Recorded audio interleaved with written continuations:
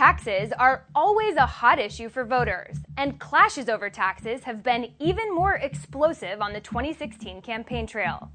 Here's why it matters. Each of the past 3 presidents turned his main tax proposals into law within 4 years of taking office. With more than a dozen White House hopefuls jockeying for the presidency this year, it can be hard to keep all of the plans straight.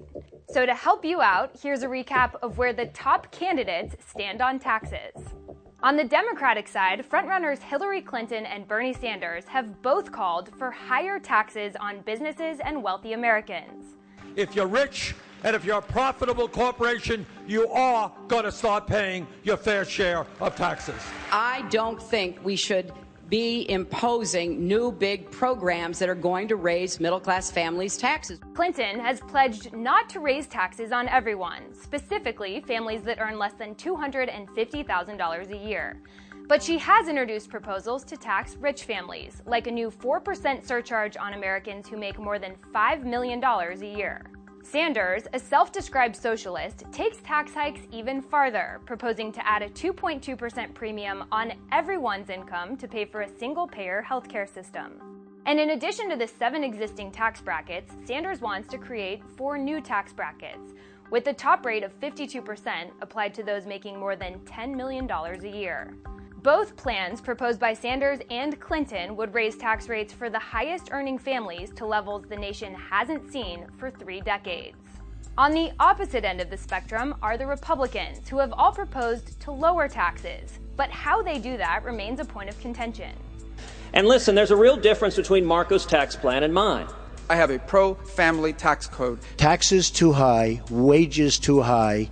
We're not going to be able to compete against the world. Simplify the tax code to spur economic activity in this country. Many of the so-called establishment candidates, Governors Jeb Bush, Chris Christie, and John Kasich, have proposed more standard tax plans, cutting income and corporate tax rates, reducing the number of brackets from 7 to 3, and limiting deductions.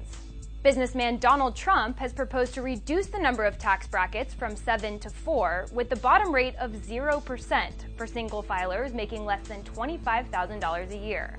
He reduces the top rate to 25%. Trump also takes business tax cuts deeper to 15% from the current 35%. Florida Senator Marco Rubio's plan also stands out, but for a different reason. His top income bracket of 35% is higher than other GOP candidates, but he eliminates taxes on capital gains and dividends. He has also proposed a new $2,500 child tax credit. Senators Ted Cruz and Rand Paul, along with retired neurosurgeon Ben Carson, have more radical plans. Paul and Cruz want to blow up the current system and replace both income tax and payroll tax with a consumption tax, which most tax policy experts characterized as a value-added tax, or VAT. That means citizens are taxed based on what they spend, not on what they earn. Then there's Ben Carson, who is calling for a flat tax of 14.9% across the board, meaning the rich and poor would pay the same rates. Carson's plan would end taxes on capital gains and abolish popular deductions, like the charitable and mortgage deductions. Many of the plans proposed by Republicans take an aggressive approach to tax cuts that go well beyond the party's previous platforms. And with Democrats moving in the opposite direction, voters will have to choose between 2 extremes in the general election.